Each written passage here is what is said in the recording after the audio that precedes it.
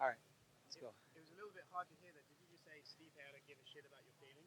I can give two shits about his feelings. You know, like I was watching something called Destin today, and it said he said I get so upset thinking about it. You know, it just pisses me off, and then I think his wife said something to the effect of when people talk trash, it just makes it worse for him. Well, good thing about our job is we get to punch each other in the face. So I'm gonna keep talking, and it's his job to shut me up.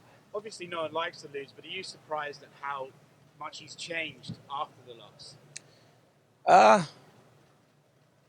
you know, he has changed after the loss. You know, I honestly, as an opponent, it would be tough to spend 6 weeks with me anyways. Like, I'm not saying I'm pleasant to be around, especially when I'm digging at you constantly. But I think he could deal with it before the first fight because that was the idea he was going to win. But I think when you lose the fight, it becomes much more difficult. So that's why you see him so pissed off at me.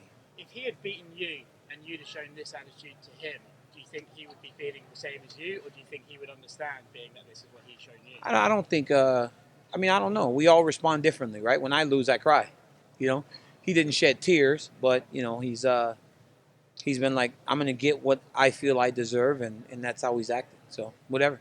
Do you think there's a chance he might be able to get into his head even a little bit more during fight week? He's so he's frustrated, but he hasn't done the fight week with you yet leading into this. no, not yet. You know, but he's frustrated. He's frustrated from sitting from afar. Yeah, I would love for him to come in there and try to kill me and make it worse, because I'm not going anywhere. I'm gonna be in there fighting. You know, I'm not afraid of anybody.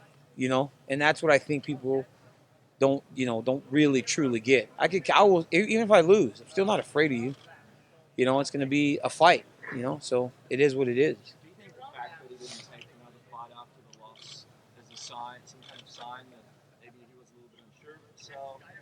I think so. I think What do you think of this rematch? I don't. I mean, I love the rematch because, as I've said from the beginning, if he would have, if there was not this Brock Lesnar thing, I would have fought him. I didn't want to fight him in Madison Square because I had 3 weeks, and I know he's too tough to fight on such short notice. I respect his skill way too much to take him on short notice. I wouldn't have done that. Hence the Derek Lewis fight. But I fought again and I won.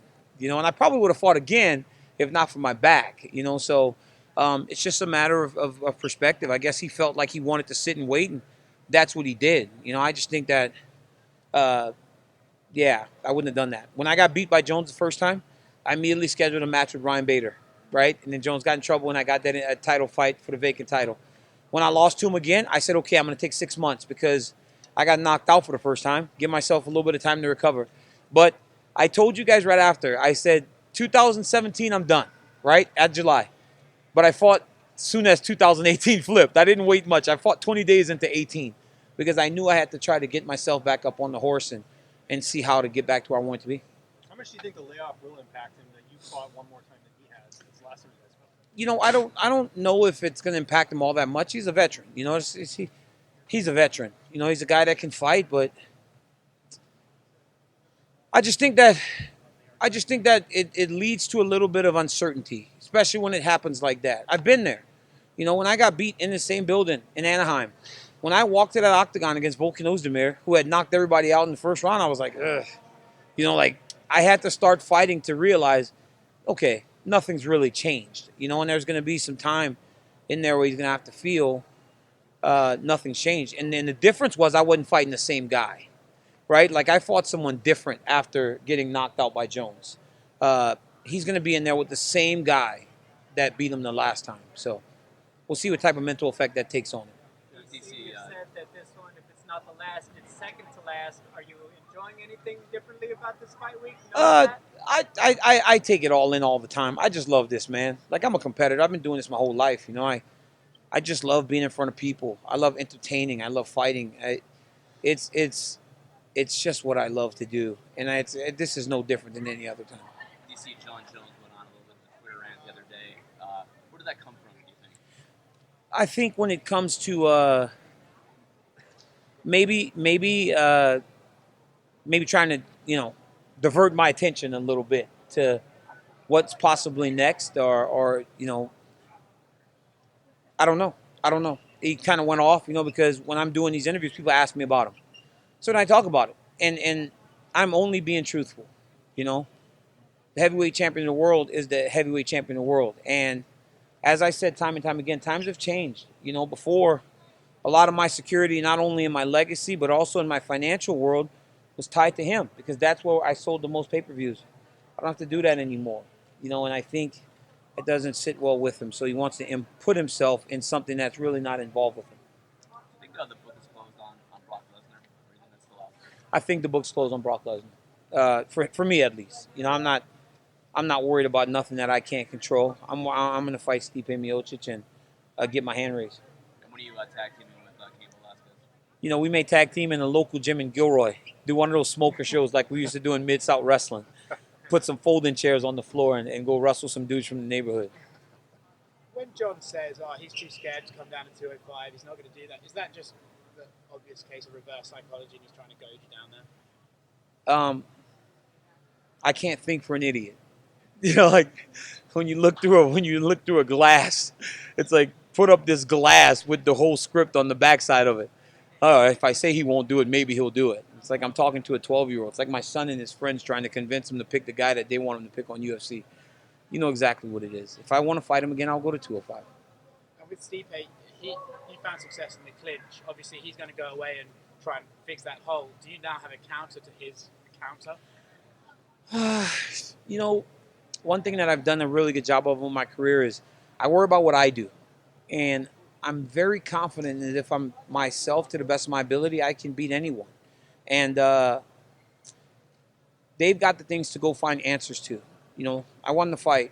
There were some situations where he gave me issues, and I addressed those too. But I know how dangerous he is, but I didn't go try to reinvent the wheel. I'm the same guy. I'm the same guy that fought Gary Frazier in his first fight. You're not going to see me doing spinning back kicks and shit. You remember I tried that against Roy Nelson? It was hard. And I also tried that jumping kick against Frank Mir. It's like when I started trying to experiment with shit, I looked like an idiot. So I'm not doing it anymore. I'm just going to do what I do. Last question over there.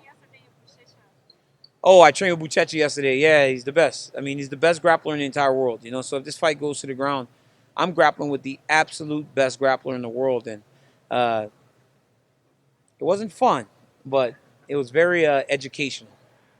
Hey, Daniel, just a couple for you.